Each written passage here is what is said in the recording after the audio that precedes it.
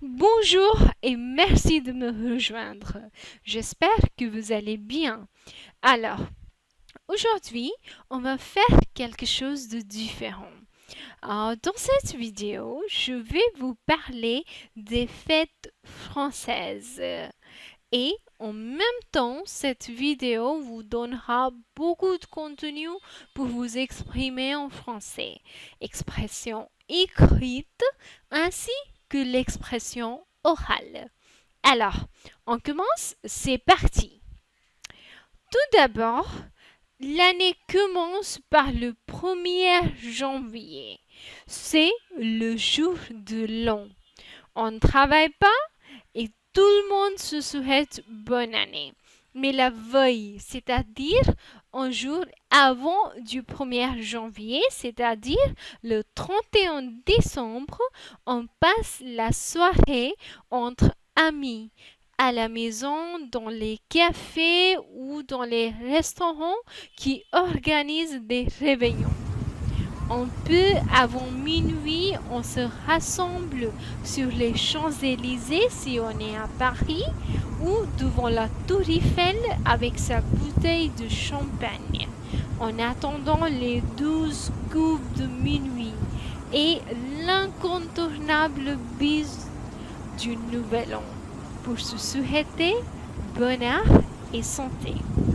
Alors, après ça, commence la fête des rois, premier dimanche après le jour de l'an. Ce dimanche, les boulangères vendent des succulentes galettes dorées. On les appelle les galettes des rois aussi. Ce sont des galettes fourrées d'une préparation à base d'amandes et de beurre. Une fève est cachée dans la galette. Et quand vous mangez ensemble dans la famille, si vous recevez cette fève, si le sort la met dans votre part, vous serez couronné roi ou reine. En février, alors le 2 février, c'est la chandeleur. On fait sauter les crêpes. Le 14 février, tout le monde connaît ça, c'est la Saint-Valentin. Les amoureux s'offrent un cadeau, ils vont au restaurant ensemble. Donc, c'est la fête des amoureux. Après ça, on a le Mardi Gras. 24 février, c'est la journée des bals masqués et des soirées déguisées. Ce jour marque le début du carême, c'est-à-dire le début du jeûne. C'est jeûne chez les chrétiens et on a donc la tendance de se régaler. En mars, les arbres commencent à fleurir. Alors, c'est l'arrivée du beau temps. Le printemps arrive. Le dernier dimanche de mars, on passe à l'heure d'été, c'est-à-dire on change du temps. En avril, c'est le Pâques. Alors, Pâques est la fête la plus importante du christianisme, je pense, après la Noël. Elle commémore la résurrection de Jésus, que le Nouveau Testament situe sur le lendemain de la Passion, c'est-à-dire le troisième jour, précédé par la Semaine sainte. Dernière partie du carême commence dans la nuit qui précède le dimanche du Pâques par la veillée pascale. À Pâques, les enfants cherchent des œufs dans les jardins et on mange beaucoup de chocolat. Traditionnellement, les vitrines des pâtisseries et chocolatiers se parent de cloches et d'œufs en chocolat que les enfants iront chercher dans le jardin ou dans l'appartement. Parlons du mois de mai. Le 1er mai, on ne travaille pas. Alors, c'est la fête du travail. Les Français s'offrent un brin de muguet porte-bonheur. C'est aussi le jour des grandes manifestations syndicales. Alors, parlons du juin. En juin, les lycéens passent le bac et les étudiants ont leur examen de fin d'année. Le 21 juin, c'est le premier jour de l'été. C'est aussi le jour de la fête de la musique. Les Français sortent dans la rue pour jouer de la musique ou bien pour écouter des concerts.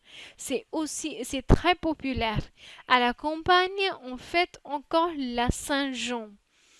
On appelle cela les feux de la Saint-Jean. En juillet, il y a le Tour de France. C'est la plus importante compétition cycliste du monde. Chaque année, des millions de personnes vont sur les routes du Tour de France pour encourager les coureurs. Et le 14, c'est le jour de la fête nationale. Il y a un feu d'artifice dans chaque village à Paris. Il y a un grand défilé militaire sur les Champs-Élysées. C'est la fête nationale de la République française. C'est un jour férié en France pour commémorer la prise de la Bastille du 14 juillet 1789, symbole de la fin de la monarchie absolue. En août, toute la France est en vacances et le 15 août est un jour férié. Fin août, début septembre, c'est la rentrée des classes. Les enfants préparent leurs cartables et les télés et les radios proposent de nouveaux programmes. En septembre, c'est le début des premiers vendages. Vendager signifie récolter le raisin mûr dans le but d'en faire du vin. Les vendages, c'est donc le moment de l'année durant lequel on va ramasser le raisin destiné à être vinifié. En octobre, c'est l'automne.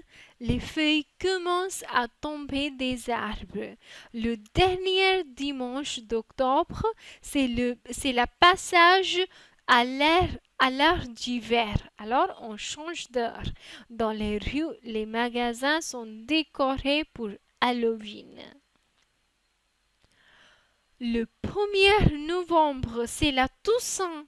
En novembre, il y a aussi la fête du Beaujolais nouveau. C'est quoi alors? Le troisième jeudi du novembre, on va boire un verre de Beaujolais nouveau avec ses amis en ville. En décembre, l'hiver arrive. Les enfants attendent le Père Noël. En plus, les plus petits, on va leur liste directement au Père Noël. Les plus grands passent commande aux parents. Noël, c'est la grande fête familiale. Toute la famille se retrouve autour d'un grand repas le soir du 24 décembre et pour le déjeuner du 25. Alors, le 31 décembre, c'est la dernière fête de l'année. Dans les grandes villes, on organise un feu d'artifice pour fêter la Saint-Sylvestre et la nouvelle année qui commence. Alors, je pense que cette vidéo et l'information que je viens de partager, ça vous a plu. Merci de mettre un petit j'aime si vous avez aimé la vidéo et aussi de vous abonner si vous voulez. En attendant, pour notre prochaine rencontre, je vous dis bonjour, bonne journée, passez une bonne journée, prenez soin de vous. Bon courage pour votre apprentissage de la langue française. Alors, au revoir. Ciao, ciao.